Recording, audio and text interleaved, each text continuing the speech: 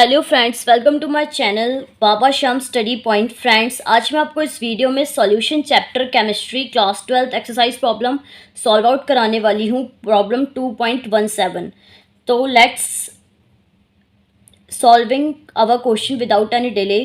सो सबसे पहले हम अपने क्वेश्चन को रीड आउट करेंगे। What question says the vapour pressure of water is 12.3 kilo pascal at 300 kelvin. हमको क्या दे रखा है? वेपर प्रेशर दे रखा है वाटर का 12.3 kilo pascal. Calculate vapour pressure of 1 molar solution of a non volatile solute in it. हमें vapour pressure calculate करना है सॉल्यूशन का, जिसकी मोलैलिटी गिवन है, हमें 1 मोलर गिवन है, और उसमें जो सोल्यूट ऐड किया गया है वो कैसा सोल्यूट है? नॉन वोलेटाइल सोल्यूट है, जो कि सॉल्वेंट में, पानी में कभी नहीं घुलेगा। नॉन वोलेटाइल सोल्यूट होता है जो कि पानी में ना सोल्यूट हो। ओके, तो हमें इसमें जो जो चीज़ें गिवन है, इन्फॉर्मेशन गिवन है, पहले सबसे पहले हम उन्हें नोट डाउन करेंगे। हमें दे रखा है वेपर प्रेशर दे रखा है वाटर का। इट मीन्स हमें प्रेशर दे रखा है इन प्योर फॉर्म। जब हमें वेपर प्रेशर ऑफ सॉल्वेंट दे रखा हो तो इसका मतलब है प्रेशर दे रखा है इन प्योर फॉर्म। प्योर फॉर्म को मैं इस तरीके से डिनोट करूँगी, किलो पास्कल। ओके, और साथ ही साथ हमें इसकी मोलैलिटी दे रखी है सॉल्यूशन की। सॉल्यूशन की क्या दे रखी है? मोलैलिटी दे रखी है। कितनी दे रखी है? वो भी 1 मोलर। ठीक है, फाइंड आउट क्या करना है? हमें फाइंड करना है हमें pressure of solution. Pressure of solution को मैं PS से डिनोट कर रही हूँ। ये हमें क्या करना है? फाइंड आउट करना है। ओके, सो फ्रेंड, जिस भी क्वेश्चन में आपको नॉन वोलेटाइल सॉल्यूट दिख जाए और वेपर प्रेशर रिलेटेड कुछ टर्म दिख जाए तो उस क्वेश्चन में आपको फॉर्मूला लगाना है RLVP का। किसका फॉर्मूला लगाना है? RLVP का। तो सबसे पहले हम क्वेश्चन में समझते हैं हमें निकालना है क्या है। हमें प्रेशर ऑफ सॉल्यूशन निकालना है। तो हम देख सकते हैं जो हमें इनमें से इन्फॉर्मेशन गिवन है उनसे हम क्या क्या चीज़ें अपनी फाइंड आउट कर सकते हैं।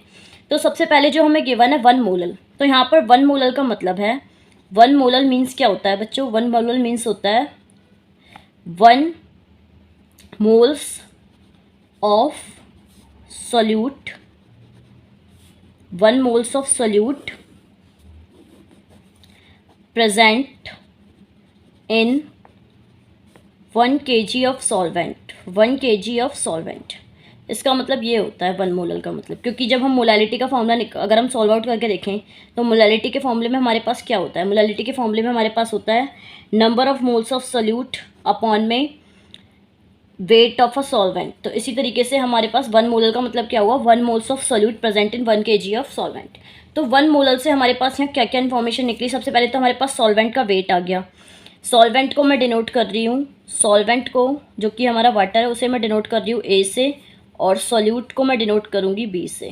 ओके, तो सॉल्वेंट का जो वेट है, वेट ऑफ सॉल्वेंट आ गया हमारे पास यहाँ से 1000 ग्राम, क्योंकि 1 kg equals to 1000 gram. Okay, और दूसरी चीज़ हमें क्या मिली है? मैंने जैसे कि आपसे कहा 1 molar means 1 moles of solute.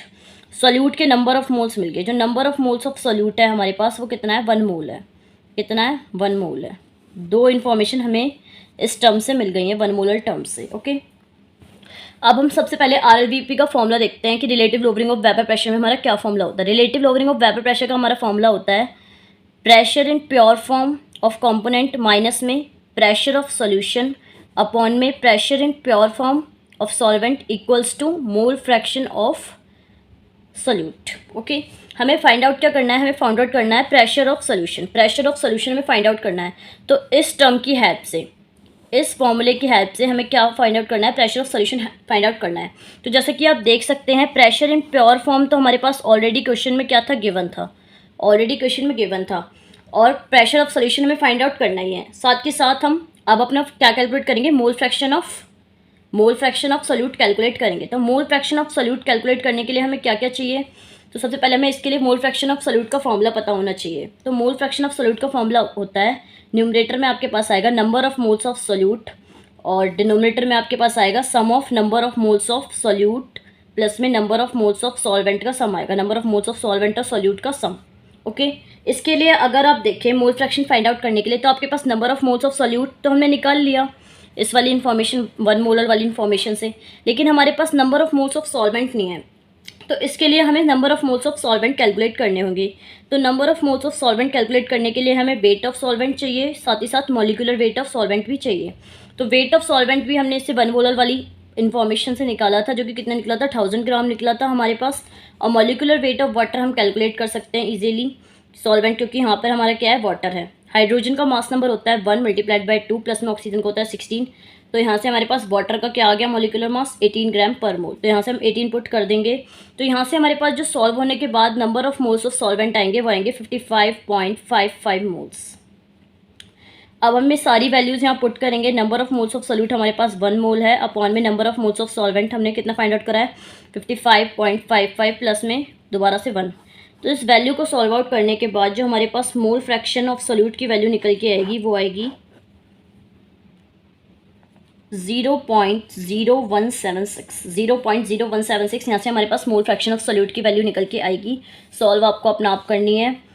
Her question में आपसे यही बोलूँगी कि सॉल्विंग आपको अपना आप करनी है, कैलकुलेशन आपको अपना आप करनी है। बस मैं आपको सॉल्विंग का मेथड बताऊंगी कि किस तरीके से आपका क्वेश्चन सॉल्व होगा। ओके, अब हम इस फॉर्मूले में अपना मोल फ्रैक्शन ऑफ सोल्यूट की वैल्यू और प्रेशर इन प्योर फॉर्म की वैल्यू पुट करेंगे। यहाँ से हमारे पास प्रेशर ऑफ सोल्यूशन आ जाएगा। ओके, तो सबसे पहले हम क्या करेंगे, जो ये डिनोमिनेटर में पी नॉट है इसे हम इसके साथ क्या ले जाएंगे, मल्टीप्लिकेशन में ले जाएंगे। ओके, उसके बाद हम क्या करेंगे, पी नॉट जो ये X B multiply P naught है, पहले बात जो ये प्लस में माइनस में हमारे पास प्रेशर ऑफ सॉल्यूशन है, इसे तो मैं यहाँ पे किस में ले जाऊँगी, प्लस में ले जाऊँगी। उसके बाद इस वाली टर्म को जो कि ये फिलहाल किस में मल्टीप्लाई में है दोनों साइड, तो इसे मैं यहाँ ले जाऊँगी डिवाइड में। किस में ले जाऊँगी, डिवाइड में ले जाऊँगी।